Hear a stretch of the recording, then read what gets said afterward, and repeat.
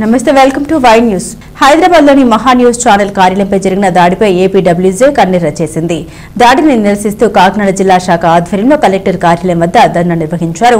Media సంస్థలు ప్రసారం చేసిన వార్తలపై అభ్యంతరాలు ఉండే లీగల్ గా ప్రొసీడ్ కావాలని తప్ప భౌతిక దాడులు చేయకూడదని Andhra Pradesh union of working journalist నేతలు అన్నారు. హైదరాబాద్ లో మహా న్యూస్ ఛానల్పై జరిగిన దాడిని ఖండిస్తూ ఏపీడబ్ల్యూజే కాకినాడ జిల్లా అధ్యక్షుడు రంజిబాబు ఆధ్వర్యంలో కాకినాడ కలెక్టరేట్ వద్ద ఆందోళన నిర్వహించి అనంతరం కలెక్టర్ కు వినతి పత్రం అందించారు.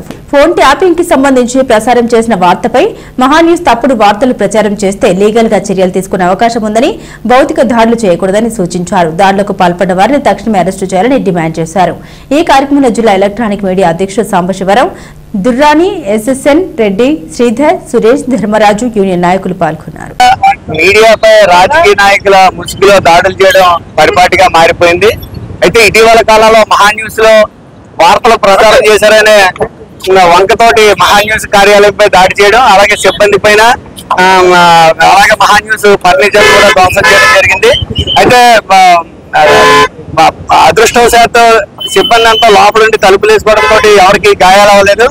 అంటే ఇటువంటి మీడియాపై దాడులు చేయడం అనేది ప్రజాస్వామ్య వ్యవస్థలో కరెక్ట్ కాదు. ఏదైనా ఉంటే ఖండన వార్త ఇచ్చి మళ్ళీ ప్లే చేయించుకోవాలి తప్ప ఇలాగా భౌతిక దాడులకి దిగడం అనేది కరెక్ట్ కాదు. తక్షణం ఈ దాడి చేసిన వ్యక్తులను పార్టీలుగా అతీతంగా ప్రభుత్వం ఆలోచించి వెంటనే వాళ్ళని అరెస్ట్ చేయాలని చెప్పి డిమాండ్ చేస్తాం.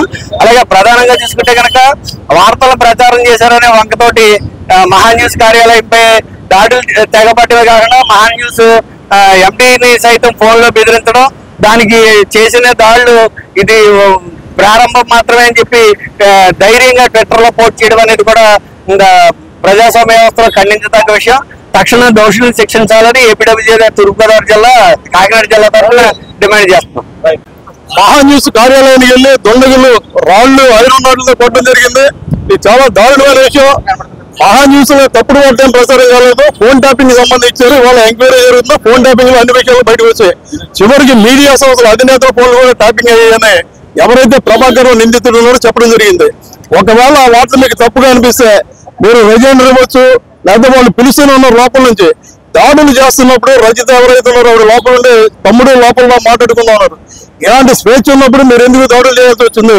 ఇలా దాడులు చేస్తే సహించేదేమో ఏ సంస్థలు కావచ్చు, మీడియాకి సంబంధించి ఎవరి మీద దాడి చేసినా ప్రతి దాడులు చేయాల్సి వస్తుంది.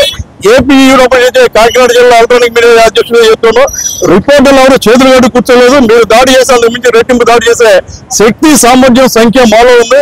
దయచేసి జరిగిన దాడికి బేషరతుగా క్షమార్పణ చెప్పండి.